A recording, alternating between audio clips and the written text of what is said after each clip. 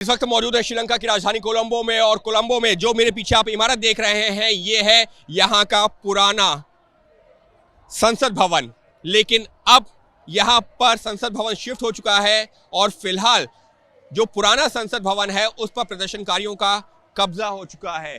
या ये कहा जाए कि पहले यहाँ पर सांसद बैठते थे इस संसद भवन में, लेकिन अब लगी है जनता की संसद, क्योंकि जनता को अब उन सांसदों पर भरोसा नहीं रहा है। जनता को अब उन अपने नेताओं पर, मंत्रियों पर भरोसा नहीं रहा है। इसी वजह से जनता ने उन सांसदों और मंत्रियों को खदेड़ दिया है और खुद कमान संभाल ली है इस संसद भवन, ये जो पुराना संसद भवन है इसके ऊपर। और देख सकते हैं कि किस तरीके से लोग जुटे हुए हैं, उसकी जो पूरी सीढ़ियां हैं उस पर जो है वहां पर बैठे हुए हैं, और सुबह से लेकर शाम तक कुछ इसी तरीके से प्रदर्शनकारी नजर आते हैं। और लोगों के हाथों में श्रीलंका का झंडा है, उसके अलावा जो है वो अपने सहयोगियों के साथ में यहाँ पर पहुंचे हुए हैं और कोशिश ये कर रहे हैं कि किसी भी सूरत में, दिन का कोई भी वक्त हो, दिन हो या रात हो, यहाँ से प्रदर्शनकारी हटने नहीं चाहिए।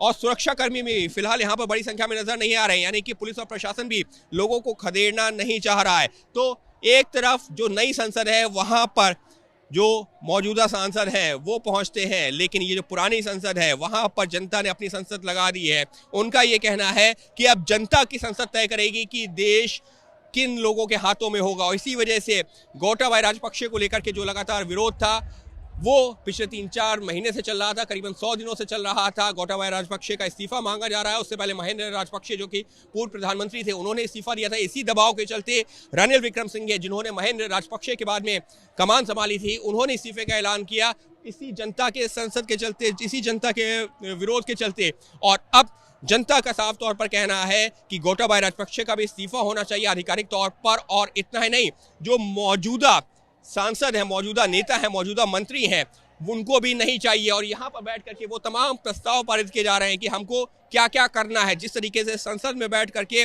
राजनेता तय करते हैं कि जनता के लिए क्या क्या काम करने हैं, यहाँ पर जनता बैठ करके तय कर रही है कि इन राजनेताओं को कैसे खदेड़ना है और उनको हटाने के लिए क्या कुछ करना है। तो फिलहाल श्रीलंका की ये पुरानी संसद जो कि कोलंबो में बनी हुई है, राष्ट्रपति भवन से कुछ दूरी पर बनी हुई है।